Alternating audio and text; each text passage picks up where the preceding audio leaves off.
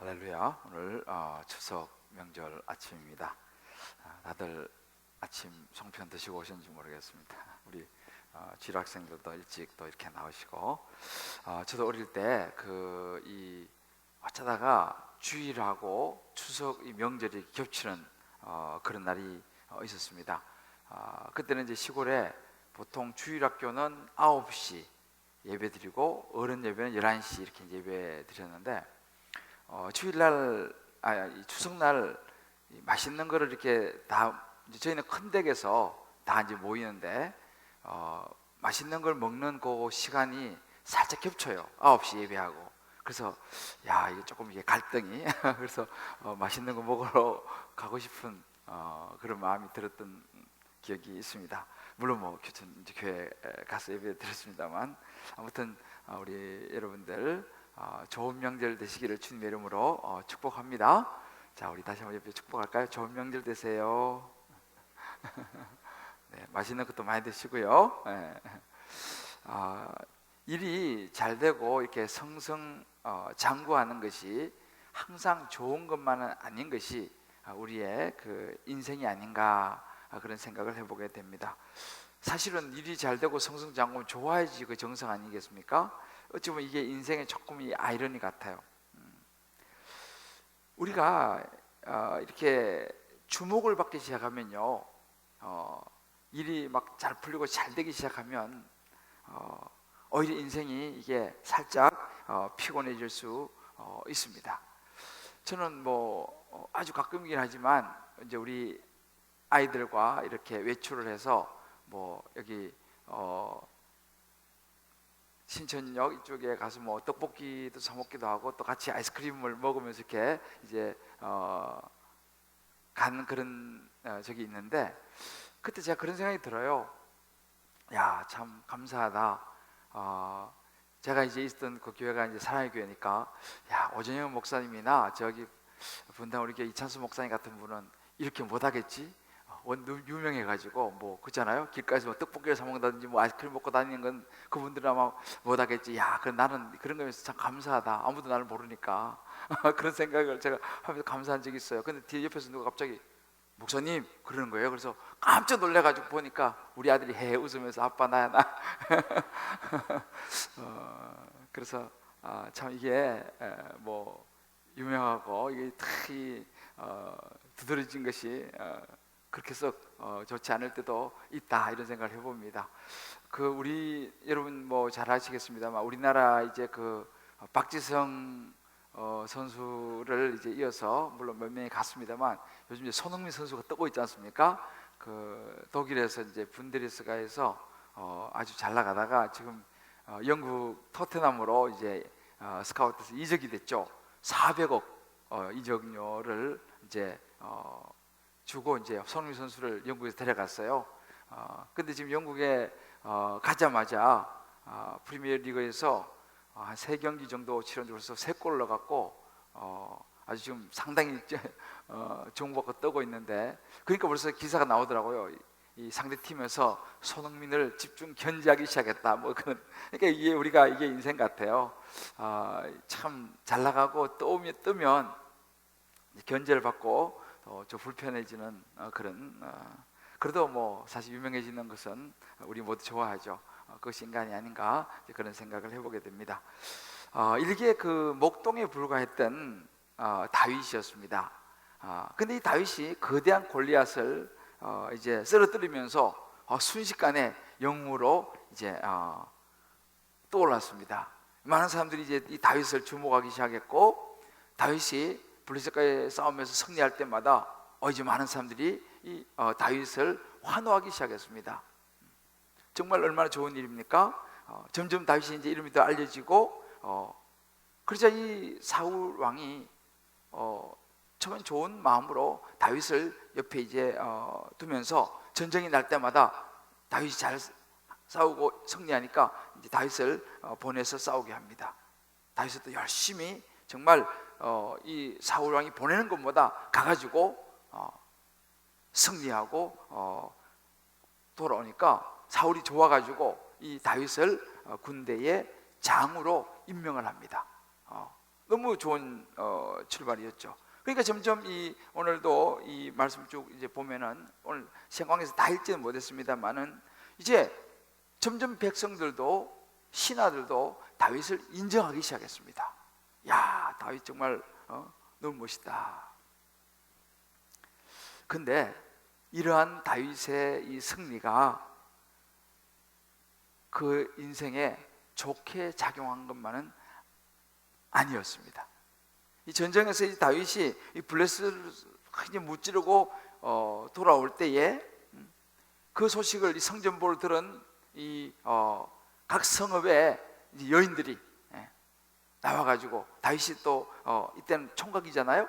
그러니까 막 백성들이 나와서 특히 여인들이 환영하면서 막 칭송을 하고 노래를 막 부르는데, 환영을 하는데요, 뭐라고 환영하냐면 오늘 7절에 보게 되면 사울이 죽인 자는 천천히요, 다윗이 죽인 사람은 다윗은 만만이로다, 이렇게 이제 여인들이 막 뛰놀면서 노래하면서 막 열렬히 이제 전쟁에 돌아오는 사울 왕을 그리고 또 함께 있는 다윗을 환호했습니다. 근데 이 여인들의 이 노래가 화근이 됐어요. 함께 있던 이 사울 왕의 마음이, 기분이 안 좋아. 이게 자기가 이제 왕이고, 물론 이제 싸움은 다윗이 했습니다만은 사람들이 자기는 천천을 돌리고 다윗을 만만 돌리니까 그 마음에 이제 육신의 생각이 막 들어가기 시작한 거죠. 결국은 마음이 이제 오늘도 우리 말씀 8절에 보게 되면요, 사울이 그 말을 듣고 불쾌해지기 시작했어요. 그리고 막 화가 나기 시작했습니다.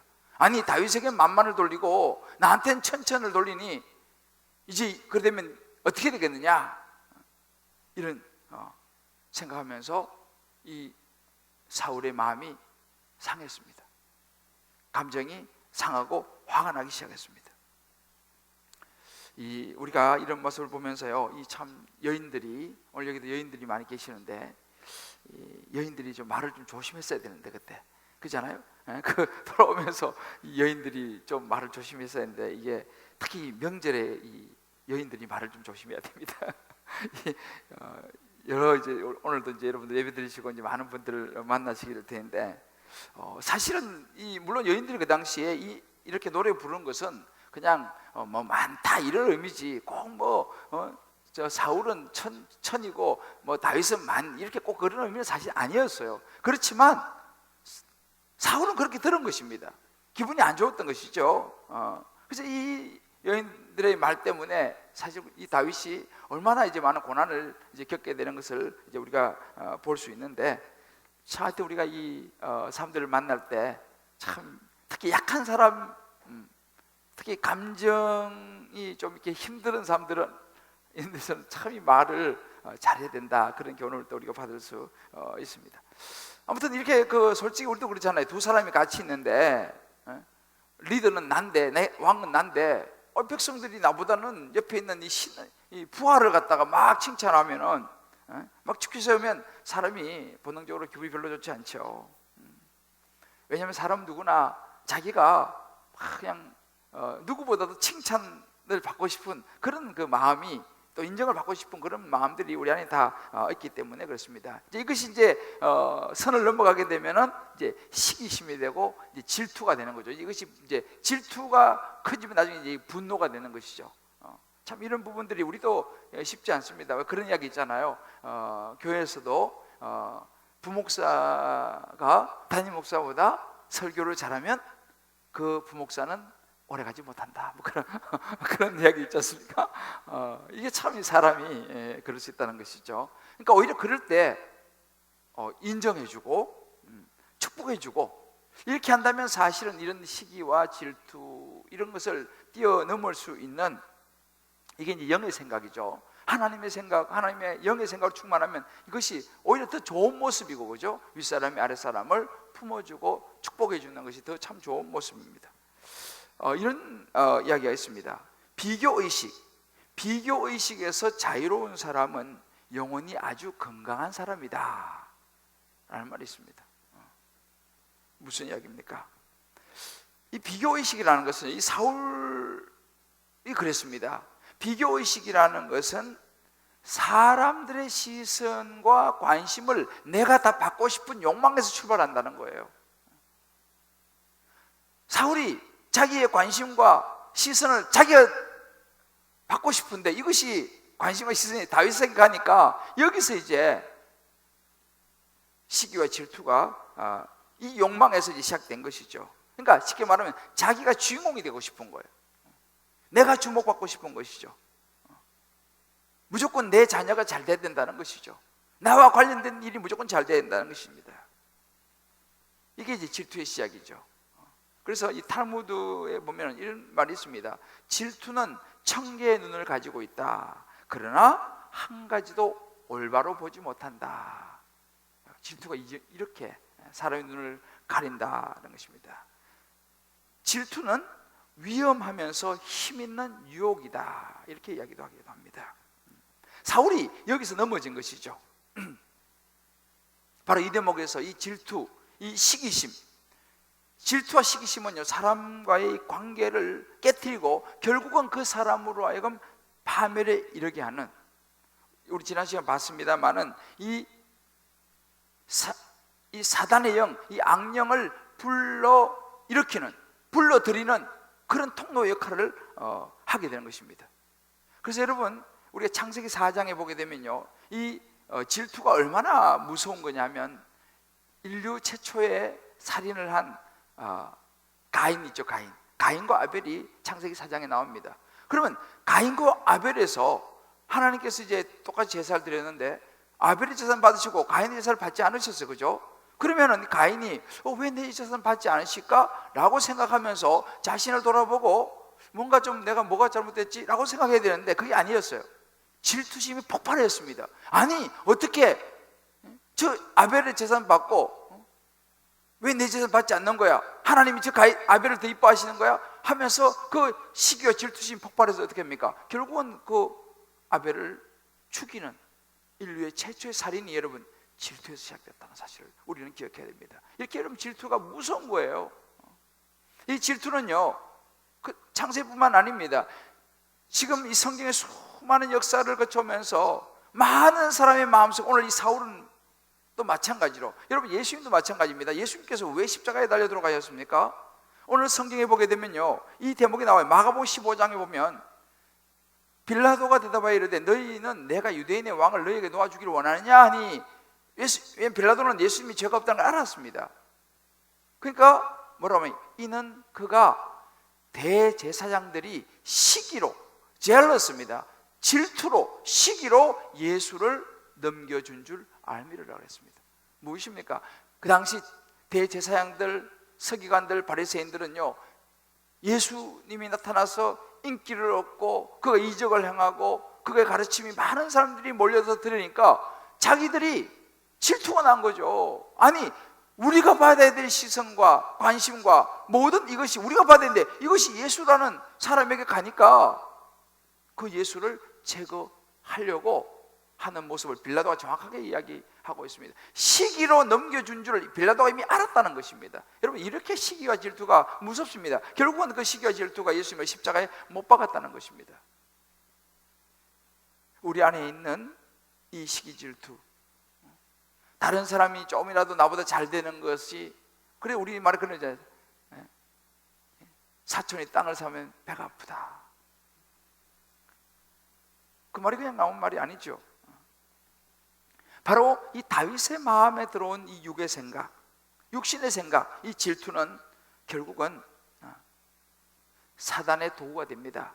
나중에 이것으로 인해서 사실은 사울의 인생은 망가지기 시작합니다. 이렇게 무서운 거예요. 시기 질투는요, 받는 사람도 힘들지만 하는 사람 자신이 망가지고 자신이 무너져 버린다는 것을 우리는 이 사울을 통해서 참 리얼하게 볼 수 있어요. 9절에 보면요, 그날 후로 사울이 다윗을 주목하였더라 이런 말이 나와요. 이렇게 천천만만의 이제 칭송을 받는 그 날 이후로 사람들이 다윗을 향해서 환호하는 그날 이후로 사울이 다윗을 주목했습니다. 이게 영어로 보면요, jealous eye, 질투의 눈으로, 시기의 눈으로 다윗을 보았다. 아마 그 다윗이 환호를 받는 그런 모습을 보면서 사무엘 선지자가요, 여러분 아마 기억나실지 모르겠지만 사무엘상 15장 26절에 보게 되면 이렇게 이야기한 적이 있습니다. 왕이 여호와의 말씀을 버렸으므로 여호와께서 왕을 버려 이스라엘 왕이 되지 못하게 하셨음이니이다 라고 말한 적이 있습니다. 여러분 기억나시죠? 사울이 하나님의 불순종했을 때 사무엘 선지자가 와서 이야기한 거예요. 왕이 하나님을 버리셨습니다. 이제 하나님도 왕을 버려서 더 이상 왕이 되지 못하게 하실 것입니다. 아마 이것이 떠올랐는지 몰라요. 그러니까 오히려 그 질투와 시기심이 폭발했는지도 몰라요. 아니 그러면 이 다윗이 왕이 된단 말이야? 뭐 그런 생각이 속에 했는지는 모르겠습니다. 그러니까 이 질투와 시기는 활활 더 타올랐죠. 결국 어떻게 됩니까? 10절에 보게 되면 그 이튿날 하나님께서 부르시는 악령이 사울에게 그것도 힘있게 내렸습니다. 왜요? 그 마음속에 일어난 시기와 질투와 이 분노가 육신의 생각을 타고 통로로 삼아서 악령이 사울에게 힘있게 들어간 것입니다. 그렇기 때문에 사울이 그냥 정신이 떠들어대고 이상한 행동을 하기 시작하고 정신적인 심각한 질병에 점점 더 빠져들게 되는 그런 모습입니다. 결국 이렇게 무너지는 것이죠. 시기와 질투라는 사람이 이렇게 무너뜨리는 것을 우리가 참 잘 볼 수 있습니다. 이제 이렇게 사울 속에 들어간 이 악령은요, 다윗을 죽이려고 시도합니다. 오늘 이제 우리 11절 말씀 보게 되면 이 다윗이 평일처럼 이제 수금을 타고 있을 때에 사울이 창을 가지고 다윗을 향해서 던지는 것입니다. 여러분 이 사울도요 상당히 용맹한 사람입니다. 덩치도 크고 그 사람이 이 창을 들고 던진다고 해서 치명적인 것이죠. 2번씩이나 창을 가지고 다윗을 향해 던져서 다윗을 죽이려고 시도를 하게 됩니다. 이렇게 다윗이 고난이 사실은 시작이 되었습니다. 참 억울한 상황이죠. 그렇지 않습니까? 다윗의 입장에서 보면 말이죠. 그런데 이 다윗은 하나님의 말씀을 붙잡고 이런 상황 속에서 중심을 잡습니다.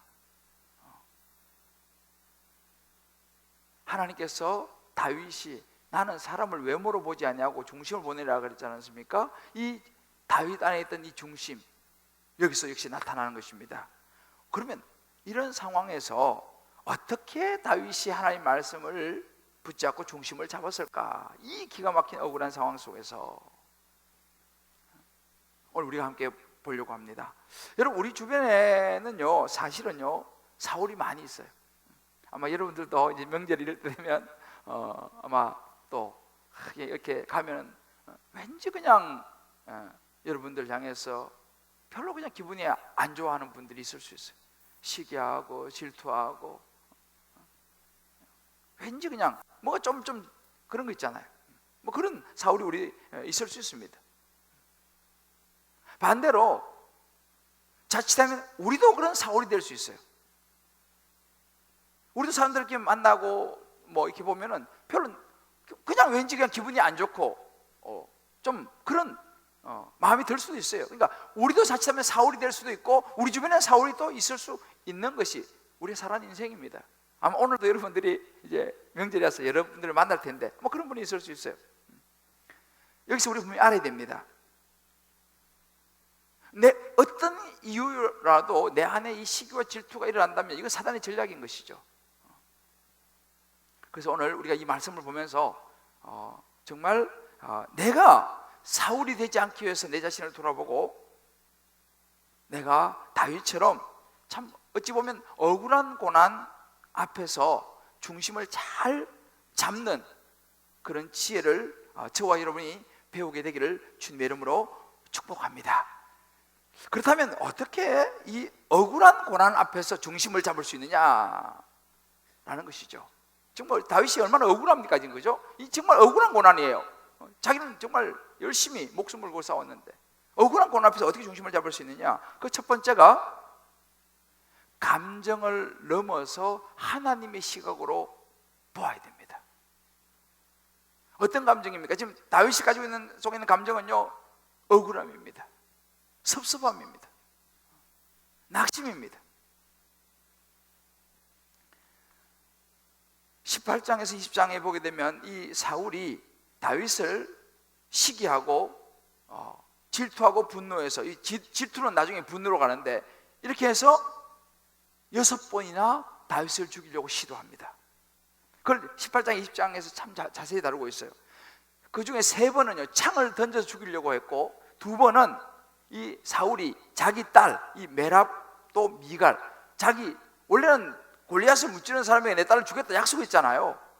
약속했으면 당연히 그냥 줘야 되지, 조건 없이 줘야 되는데 자기 딸을 주는 것을 조건으로 삼아가 블레셋 사람과 싸우게 만들어요. 그래서 결국은 이 블레셋 사람과 싸우면서 다윗을 죽이려고 2번이나 2딸을 이용해서 다윗이 죽는 시도를 하게 됩니다. 그리고 마지막 한 번은요, 이제 그를 죽일 암살단을 보내갖고 또 다윗을 죽이려고 시도합니다. 이렇게 6번씩이나 이 18장 20장 사이에서만 해도, 물론 이후로 계속 이제 시도합니다만 집중적으로 다윗을 죽이려고 하는 모습이 나옵니다. 여러분 생각해 보십시오. 다윗 입장에서는 목숨을 걸고 블레셋 사람을 물리치고 골리앗을 죽여가서 이스라엘 백성을 구했습니다. 그리고 이 사울이 이 악령이 들려가지고 불안정하고 고통스러워할 때 그 사울의 영혼을 위해서 수금을 탔어요. 수금을 타면서 악령이 떠나가도록 도와주고, 다윗이 이렇게 좋은 일을 했습니다. 목숨을 걸고 나라를 위해서, 사울을 위해서 이렇게 했는데도 불구하고 오히려 그 사울은 자기를 핍박하고 죽이려고 시도하는 이런 모습을 보면서 우리가 상당히 당황스러워요. 그죠?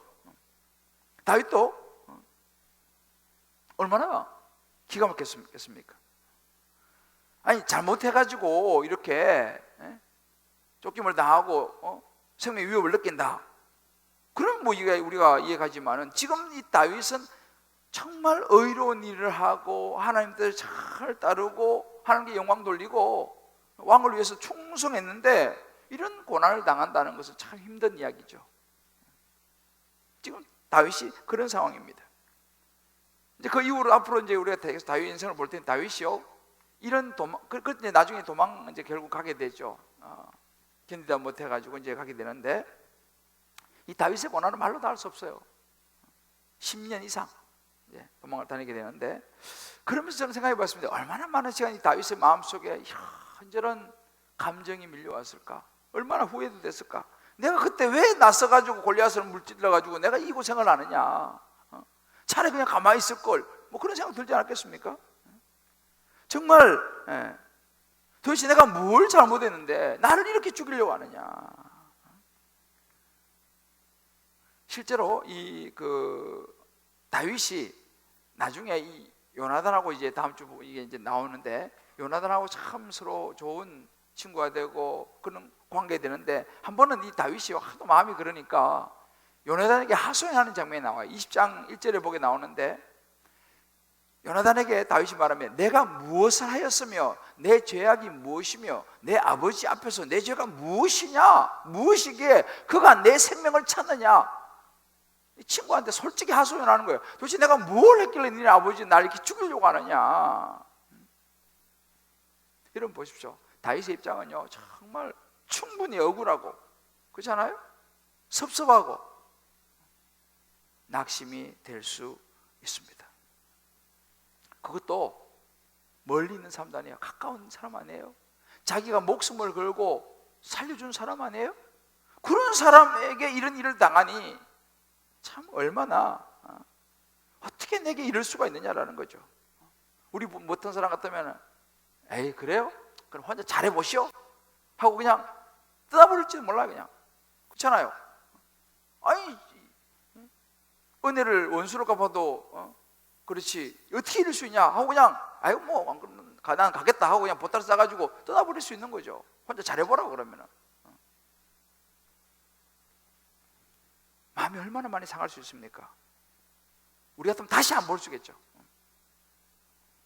근데요, 다윗은 그러지 않았다는 사실이에요.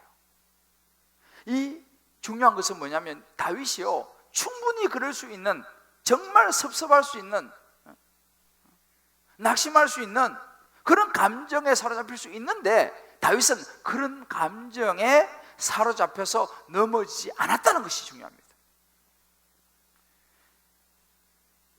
다시 안 본다 그러고 가버리지 않았다는 것입니다. 우리말이 삐지야. 우리 집은 이 정도 삐질 충분히 상황이잖아요. 삐지지 않았다는 사실이에요. 어떻게 그것이 가능했냐라는 것입니다. 야, 사람이 어떻게 그걸 가능했냐? 오늘 이 본문에 힌트가 나와요. 오늘 본문에서요, 이 다윗 18장에서 다윗을 묘사할 때 4번이나 반복되는 말이 있어요.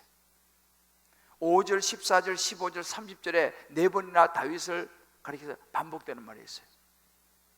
5절을 보게 되면요, 다윗은 사울이 보내는 것마다 가서 지혜롭게 행하며 이렇게 말합니다.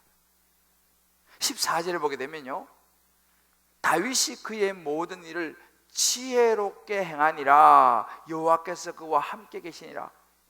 이 히브리어는 사칼이라 합니다. 영어로는 wisely understand, 지혜롭게 이해한다, 이런 의미가 있어요. 15절도 마찬가지예요. 사울은 다윗이 크게 지혜롭게 행함을 보고, 30절에도 보면 또 나와요. 지혜롭게 행하며. 여러분 보십시오. 이 18장에 4번씩이나 이 다윗을 묘사하는 일이 사칼, wisely understand입니다. 그러니까 이 다윗이 지금 기가 막힌 억울한 상황에 있음에도 불구하고 그런 감정에 사로잡혀서 의기소침하고 분노하고 섭섭해하고 낙심하지 않았던 이유는 뭐냐? 다윗의 마음에 그 상황을, 그 사울을 이해하는 마음이 있다 이 말이에요. 이게 사칼이라는 의미 속에 들어있습니다. 상황을 판단하면서 지금 저 사울의 마음속에 들어가는 저 영이 나를 죽이려고 하는 것이 악한 영이라는 이 분별력과 함께 이 다윗의 마음속에는 그것이 이 사울이 이해가 되어지는 놀라운 은혜가 있다는 것입니다. 그래서 그는 이런 상황 속에서 오늘 14절 보면 하나님이 함께 하시더라. 이게 굉장히 중요한 말입니다. 여호와께서 그와 함께 계시니라고 해요. 이미 다윗은요 그 마음속에 하나님의 영으로 충만해 있었어요. 기억나시죠? 하나님의 영이 감동되면, 지금 사울은 육의 생각으로, 사단의 생각으로 가득 차 있지만 이 다윗은요 여호와 하나님께 그와 함께 하시더라. 그에게는 하나님의 영으로 충만했습니다. 하나님의 영으로 충만하게 되면 어떤 일이 생겨요? 사칼, 여러 가지 그런 상황들, 기가 막힌 억울한 상황, 섭섭하고 낙심되는 상황이 이해가 되어지는 거예요. 그러면 그것을 거기에 사로잡히지 않을 수 있더라는 것입니다. 이게 바로 다윗이었어요. 얼마나 다윗이 성숙했는지 몰라요.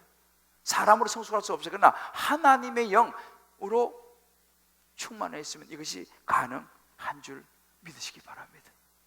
저와 여러분에게도 이러한 다윗과 같은 하나님의 영으로 이 명절에 충만하게 되기를 주의 이름으로 축복합니다. 여러분 보십시오. 이 사울이요 어떻게 나오더라도 생명을 위협하면서 나중에는 막 굉장히 불이익을 줍니다. 그런데도 불구하고, 그리고 나중에 이제 뒤에 가면 천부장으로 내보내요. 왜? 전쟁 가서 죽게. 그래서 이제 강등시켜. 군대 장관이었다가 뒤에는 천부장, 이제 우리말 강등된 거죠. 그런데 다윗은요 참 이 정도 되면은 아까 말씀드렸잖아요. 에이 못 해먹겠네 하고 그냥 갚아버릴 수 있는데, 그런 자기를 죽이려고 하는 사울에게 그의 권위에 순종을 합니다. 천부장 가! 그러면 예 알겠습니다. 또 천부장 가는 거예요. 나가 싸워! 또 알겠습니다. 나가 싸워. 야, 다윗은요 이 정말 부당한 상관이지만 그 사울 왕의 권위에 질서에 순종하는 모습을 볼 수 있어요. 하나님의 사람은 순종하는 거예요. 난 이거 보면 굉장히 깜짝 놀랐습니다. 흐트러짐이 없습니다. 열심히 나가서 또 싸워요. 왕을 위해서, 나라를 위해서 또 싸워요. 목숨 걸고 싸우는 것입니다. 하나님이 그와 함께 하신 모습을 볼 수 있어요. 여러분 보십시오. 다윗은 나 중심의 감정에 사로잡히지 않고 하나님 중심으로 서 있었기 때문에 그는 그런 감정을 뛰어넘을 수 있었어요. 감정을 이기려면요, 우리의 마음이 하나님 중심으로 서 있어야 된다는 것을 우리는 배울 수 있습니다. 여러분, 명절이 되면요, 여러 감정이 막 교차하잖아요. 사람들 만나고 하면 그때 다윗처럼 하나님의 영으로 중심을 잡으시고 그 상황을 뛰어넘게 되기를 주님의 이름으로 축복합니다. 우리 옆에 얘기하면 축복합시다. 하나님의 생각으로 중심을 잡읍시다. 할렐루야. 명절 때 참 여러 가지 일이 많이 생길 수 있어요. 이 감정을 이기려면요, 하나님 중심의 생각이 너무 중요한 거예요. 우리는 항상 이기적입니다. 믿음도 내 자식이 믿음이 좋아야 되고, 공부도 내 자식이 공부를 잘해야 되고, 모든 것은 다 내 자식이 무조건 나아야 돼. 그런 마음을 내려놓을 필요가 있어요. 그런 마음을 사단이가 붙잡고 들어가는 거예요. 사울도 이 문제가 뭡니까? 반드시 내 자식 요나단이 왕이 돼야 된다는 거 아니겠어요? 하나님의 계획은 뭐 난 모르겠고, 그러잖아요. 난 모르겠고, 하나님 생각 난 모르겠고, 내 아들 요나단이 나는 왕이 돼야 된다. 이거 아닙니까? 결국 이 마음이 질투와 시기와 분노로 가져온 거지 않습니까? 그 감정에 사로잡힌 것이죠. 여러분, 감정이 굉장히 주관적이에요. 그래서 감정은 주관적인데 굉장히 차별을 많이 합니다. 우리 아들도 마찬가지예요. 장남, 차남 있으면 우리가 사람이 마음속에요, 이게 차별을 한다니까요. 여자, 남자 이 차별이 된다니까요. 사위가 잘하잖아요. 그러면 참 사위 좋은 사위 얻었다 그래요. 근데 아들이 잘하잖아요. 기분이 안 좋아. 아들이 며느리한테 잘하면 기분이 별로 안 좋아. 이게 사람의 감정이에요. 왜 그렇습니까? 우리 안에 이 죄성이 있기 때문에 그런 거예요. 저도요, 부끄러운 이야기지만 대학 다닐 때 제가 이제 1학년 때부터 그 동아리 타임반이라고, 타임지 있잖아요. 타임지를 이제 일주일에 매일 모여갖고 이제 해석하고 발표하고 하는 그런 이제 타임반에 제가 동아리를 좀 들었어요. 그 1학년 1학기 때 제가 열심히 타임반, 정말 저는 그때 예비였기 때문에 한 주도 안 빠지고 정말 열심히 제가 타임반에 나갔어요. 그래가지고 그냥 하고 있는데 이제 3학년이 되면은 회장을 뽑아요. 3학년이 회장이 나와요. 나는 1학년 1학기 때부터 나는 정말 한 주도 안 빠지고 열심히 했기 때문에 난 내가 회장이 될 줄 알았어. 정말 속으로 말은 안 했지만 회장은 나다. 이제 내가 이렇게 지금 벌써 열심히 했으니까, 또 나이도 있고 뭐 내가 여러 가지면 난 내가 회장이 생각했어요. 그런데 2학년 2학기 2학년 2학점 들어오니까 우리 그 과에 한 명이 또 왔어요. 얘는 내가 보니까 내 생각이지만 실력도 그렇고 이제 타임반에 2학년 2학기 때 들어가지고 뭐 얼마나 잘하겠어요. 근데 이 친구 잘하는 게 하나가 있어. 얘는 술을 잘 마셔. 그래가지고 2학년 2학기 말쯤 되고 3학년 초 되니까 그 선배들하고 그냥 다니면서 그냥 술 마시고 막 술 사주고 막 이렇게 하더라고. 나 그래도 설마 했지. 근데 그때는 이제 이게 회장을 누가 하면 그 선배들이 지명을 해, 지명을. 이렇게. 난 나 지명할 줄 알았어. 근데 딱 뚜껑 열어보니까 그 술 잘 마시고 그냥 하는 그 애를 딱 지명해서 회장이 된 거예요. 제 기분이 어떻겠어요?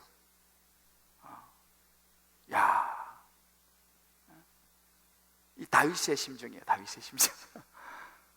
난 내가 당연히 내가 회장이 될 줄 알았죠. 그래서 내가 3학년 딱 회장 되면 내가 이제 타임반 이렇게 하면 이끌어 버리라 딱 계획도 하고 이랬는데, 좀 다니면 술 좀 마시고 이러더만은 말이지. 이럴 수 있냐? 내가 마음이 굉장히 상했어요.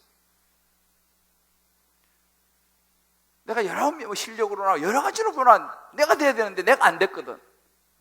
지금 내가 이 말씀을 미리 이걸 묵상했으면 내가 그때 그래 안 했을 텐데 기분이 영 안 좋아. 나가기 싫어 타임반에. 그래 나중에 이제 그 알잖아요. 내가 회장이 돼야 되는 걸 아니까 그 친구도 우리 같은 과니까 이름도 안 잊어버리 지금도 하도 사무쳐서 그런지. 그래서 회장이 되고 나는 뭐 훈련부장이 하나 시켜주더라고. 내 양이 안 차는 거야. 내가 지금 훈련부장 할 분이야. 내가 지금 회장해야 되는데 기분이 안 좋은 거야. 그래서 그냥 그때부터 나가기도 싫고 그냥 한 번씩 빠지기도 하고 그냥 빙빙 그냥 이게 사람이 그래 되더라고요. 참 부끄러운 이야기지만 물론 그래도 뭐 나중에 나가긴 뭐 나갔지만 이제 별로 관심이 없어졌어요. 너무 섭섭해가지고. 사실은 그때 제가 그 감정을 뛰어넘고 하나님의 시각으로 오히려 내가 그 친구를 잘 도와주고, 그 친구는 예수 안 믿는 친구니까 잘 도와줘가지고 오히려 그 마음을 감동시켜갖고 전도를 했어야 되는데, 그렇잖아요? 그 상황에서 내가 잘 이렇게 해가지고 더 잘 도와주고 다 시켜 세워주고 이렇게 해서 정말 예수 믿게 만들었으면 그가 예수 믿고 구원을 받았을 텐데, 그때 내 감정이 섭섭해가지고 그냥 뭐 잘 나갔다 그러다 그냥 빙빙 돌고 그랬던 제 기억이 있어요.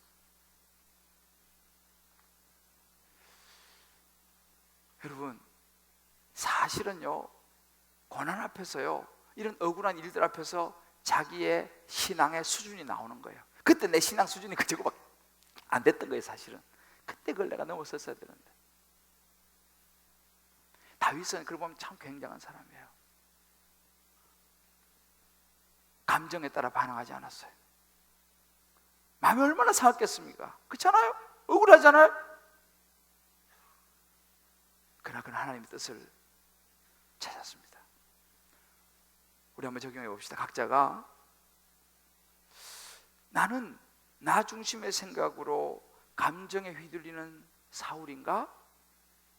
아니면 하나님 말씀을 중심으로 해서 때로 내 인생에 억울함과 섭섭함과 낙심을 뛰어넘는 다윗인가? 각자 한번 생각해 보세요. 우리 옆에 이렇게 한번 축복합시다. 우리는 사울이 아니라 다윗이 됩시다. 두 번째로, 억울한 고난 앞에서 중심을 잡기 위해서는 성숙함으로 가는 시간이라는 것을 깨달아야 합니다. 하나님께서 우리를 성숙시키는 시간이라는 것을 우리가 깨달아야 돼요.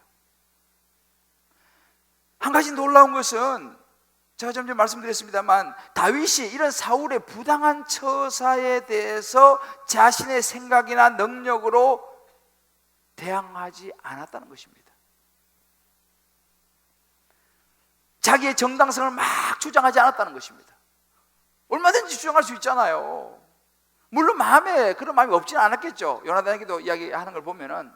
그러나 어떤 인간적인 방법을 동원하지 않았습니다. 다윗은 그 고난을, 억울한 그 고난을 어떻게 해서라도 그냥 힘을 모아가지고, 아니면 자기도 힘이 있으니까 어떻게 하려고 하지 않았어요. 피하려고도 하지 않았고 단축하려고도 하지 않았습니다. 억울했지만 다윗은 하나님을 의지했어요.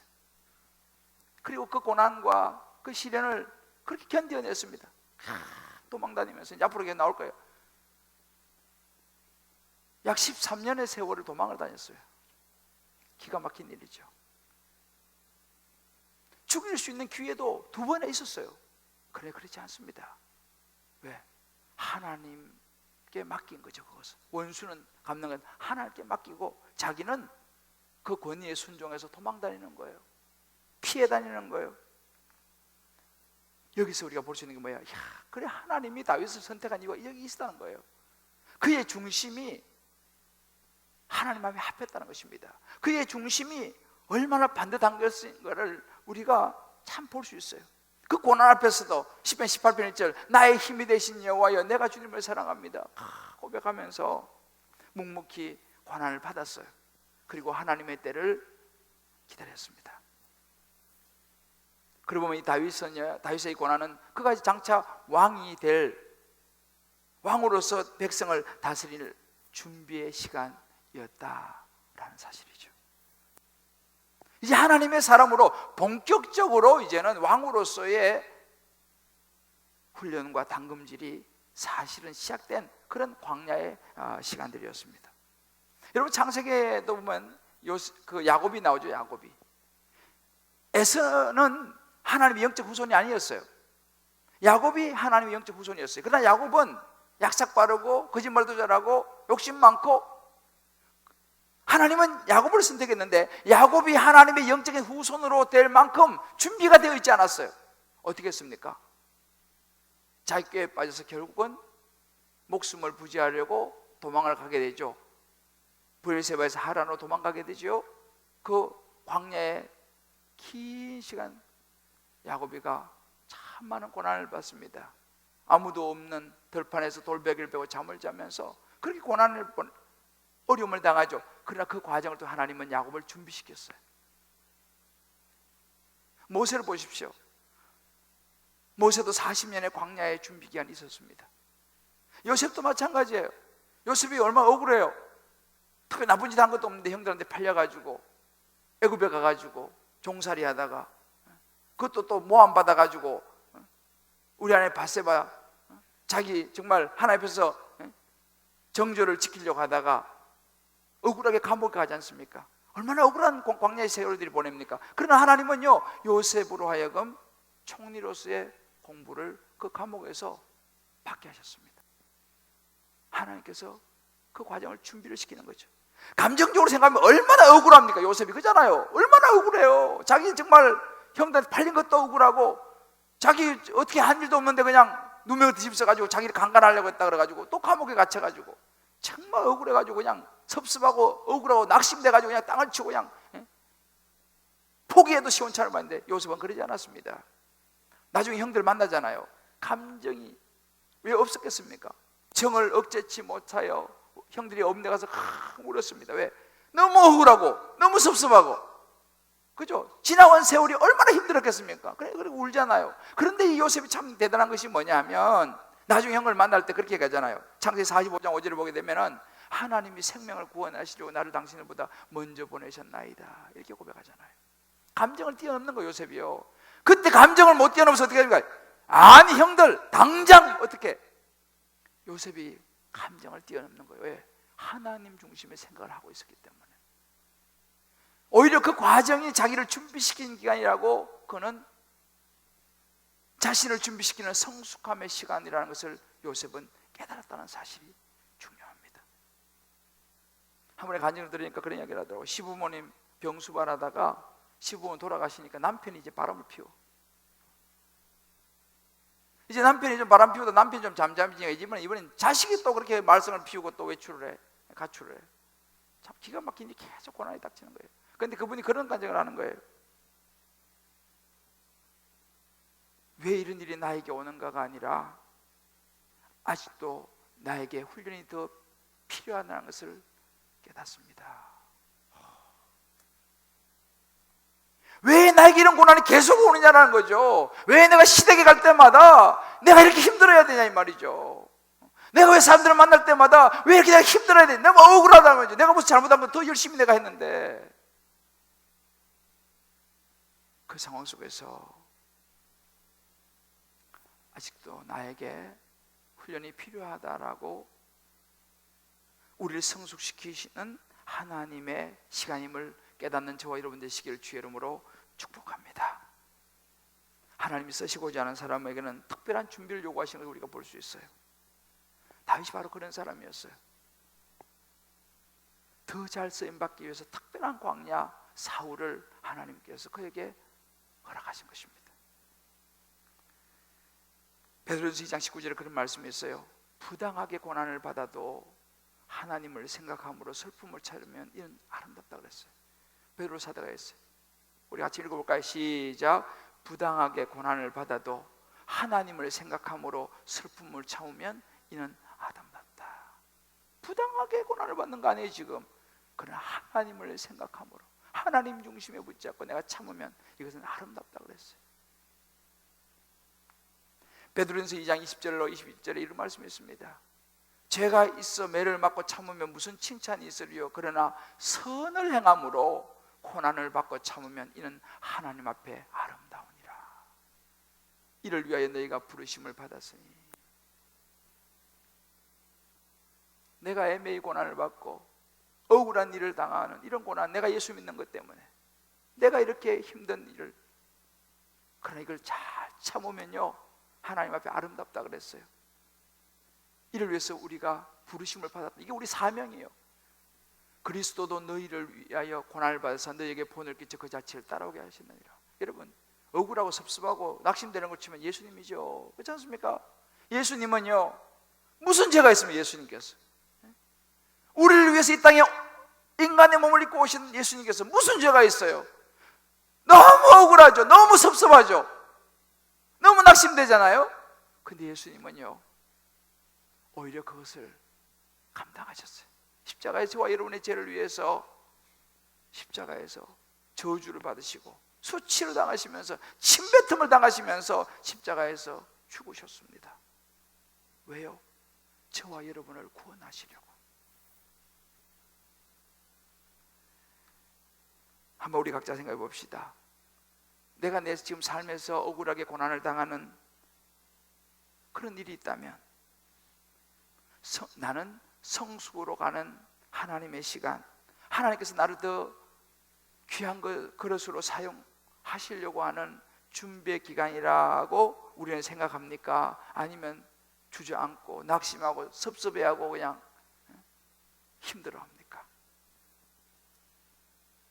사랑하는 성도 여러분, 이게 인생인 거예요. 그죠? 때로 억울하고, 특히 예수 믿는 사람은 더 그럴 가능성이 많습니다. 내가 잘못한 것도 없는데, 오히려 내가 더 잘했는데, 내가 예수 믿는 것 때문에 얼마나 시댁에도 잘하고 친정에도 잘하고 주변 사람들 내가 정말 잘했는데 돌아오는 거는 오히려 시기 질투밖에 없어. 다 뒤집어 쓰는 거야. 예수 믿기 때문에 말도 못하고. 얼마나 억울하고 섭섭하고 낙심이 될 때가 있습니까? 그때 오늘 여러분 우리 다윗을 기억하시면서 여러분 감당하시길 주의 이름으로 축복합니다. 우리가 살아가는 인생은 집집마다요 크고 작은 사울들이 다 있어요. 형제 간에도 있을 수 있고 친구 간에 있을 수도 있고 학교에서나 직장에서나 친척 간에도 있을 수 있고 어떤 사업의 현장에서도 있을 수 있고 정말 내가 선한 뜻으로 대했는데 어떻게 나한테 이렇게 오히려 뒤집어 씌울 수 있을까? 을이 갑이 되고 갑이 을이 되는 세상, 그때 우리 어떻게 해야 됩니까?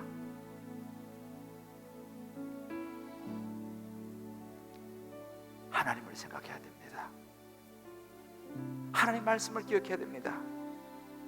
그러면 상처가 별이 되는 거예요. 고난이 보석이 되는 거예요. 하나님의 성숙한 우리를 빚으신 시간이 되어서 오히려 그런 것이 오면 감사합시다.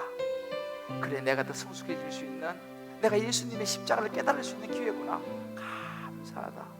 주님 감사합니다. 내가 십자가를 깨닫게 해주시니 감사합니다. 그렇다면 그 누구도 그 사람을 어떻게 할 수 없는 것입니다. 이제 오늘 명절 여러분 많은 사람 만날 테니까 꼭 기억하세요. 하나님이 나를 누군가를 만나게 한다면 그 사람에게 예수님의 복음을 전하라고, 그도 구원받을 생명이라고 그들의 영혼을 생각하시면서 만나시기를 주의 이름으로 축복합니다. 그리고 우리가 만나면 한 사람이라도 여러분이 만난 예수님 이야기해 주세요. 예수님을 나누세요. 경험되어진 믿음을 나누시기 바랍니다. 감사하시고 받아주신다면 억울하고 힘들고 섭섭해도 받아주시고 오히려 더 잘해주세요. 그리고 그것을 통해서 하나님의 구원의 역사가 일어날 줄을 믿습니다. 할렐루야. 우리 한번 옆에 이렇게 한번 축복합시다. 감사함으로 고난을 뛰어넘읍시다. 할렐루야. 아멘. 왜 나만 겪는 고난이냐고 불평하지 마세요. 우리 찬양 같이 한번 부르고 기도하겠습니다. 왜 나만 겪는 고난이냐고 불평하지 마세요. 우리 다윗을 생각해 봅시다. 고난의 뒤편에 있는 주님이 주신 축복 미리 보면서 감사하세요. 너무 견디기 힘든 지금 이 순간에도 주님이 일하고 계시잖아요. 남들은 지쳐 앉아 있으시라도 당신만은 일어서세요. 힘을 내세요. 힘을 내세요. 주님이 손잡고 계시잖아요. 주님이 나와 함께함을 믿는다면 어떤 역경도 이길 수 있잖아요. 왜 이런 슬픔, 왜 이런 슬픔 찾아왔는지 우리 원망하지 맙시다. 원망하지 마세요. 당신이 이런 것 당신이 잃은 것보다 주님께 받은 은혜 더욱 많음에 감사하세요. 너무 견디기 너무 견디기 힘든 지금 이 순간에도 주님이 일하고 계십니다. 일하고 계시잖아요.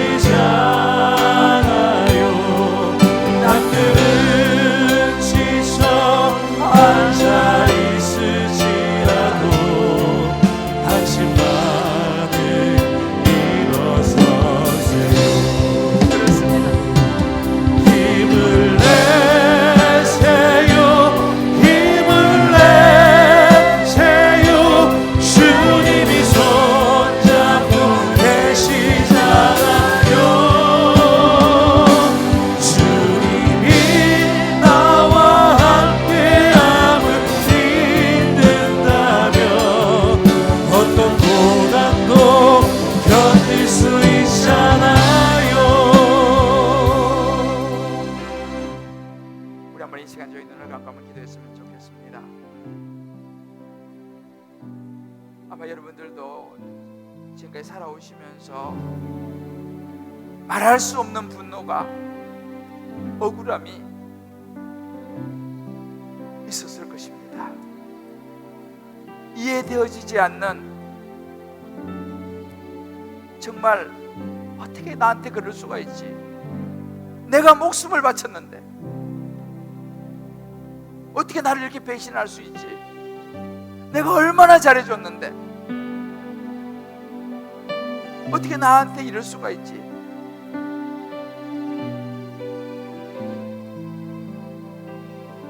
여러분, 그럴 수가 있다고 주님 말씀하십니다.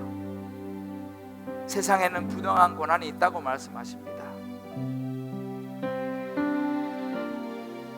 거기 세상이라고 말씀하십니다.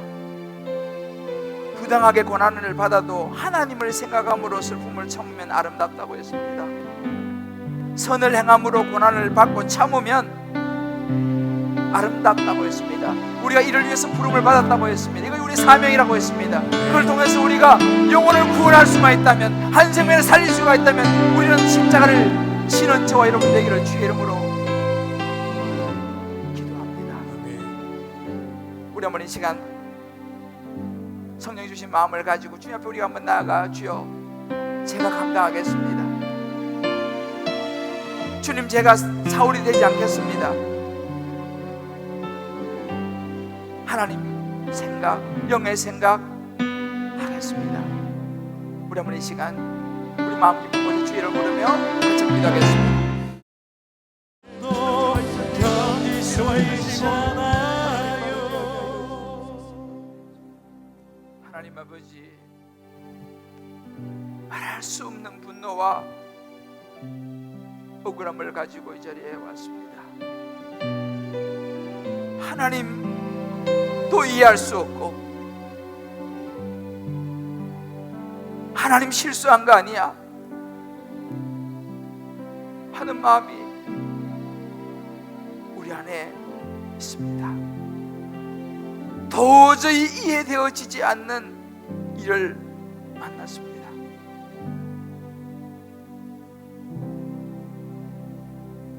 억울하고 너무 섭섭하고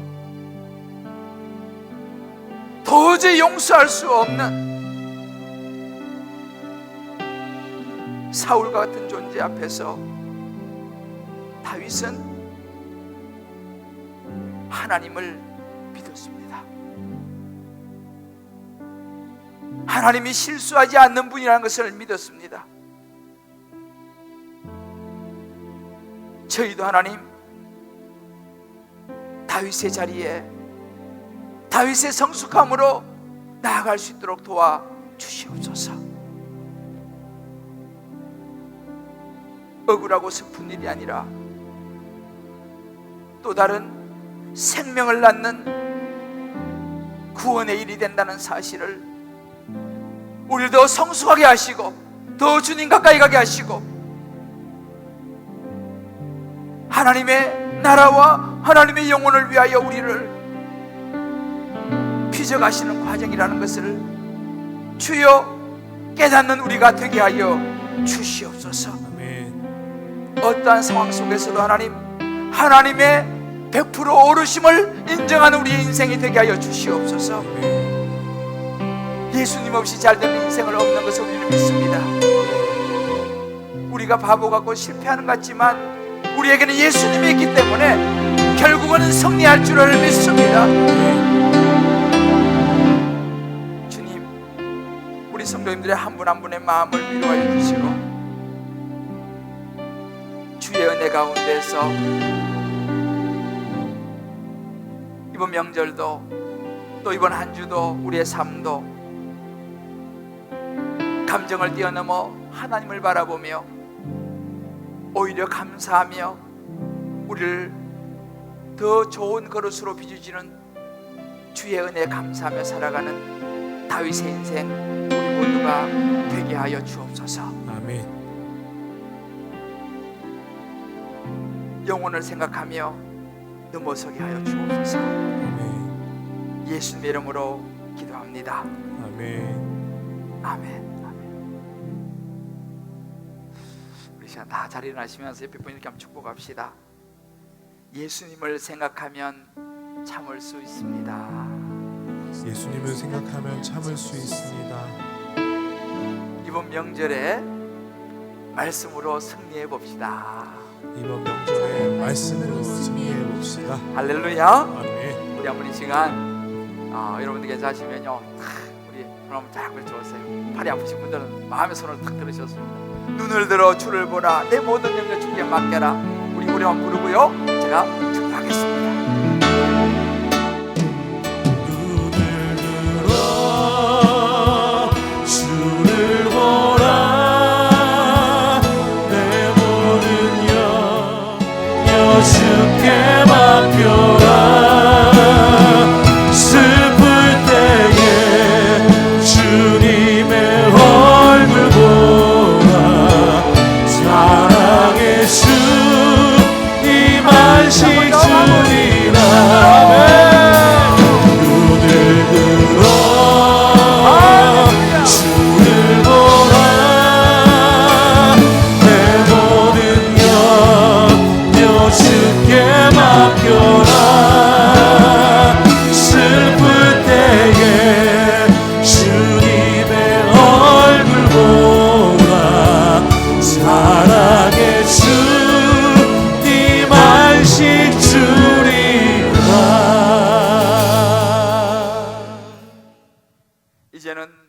우리를 죄악 가운데서 구원하여 주신 우리 주 예수 그리스도의 크신 은혜와 우리 하나님의 놀라운 사랑하심과 성령의 인도하심이 기가 막힌 억울하고 섭섭하고 낙심되는 상황 속에서도 낙심하지 아니하고 감정을 뛰어넘어 하나님을 바라보며 성숙한 준비의 시간으로 달려간 다윗을 가슴에 끌어안고 나도 그렇게 살아가 보리라, 이번 명절을 그렇게 보내보리라 결단하는 사랑하는 모든 성도님들 한 분 한 분 머리 위에 저들의 사랑하는 자녀들과 사랑하는 아내와 남편과 부모와 모든 삶의 여정 기도 제목 위에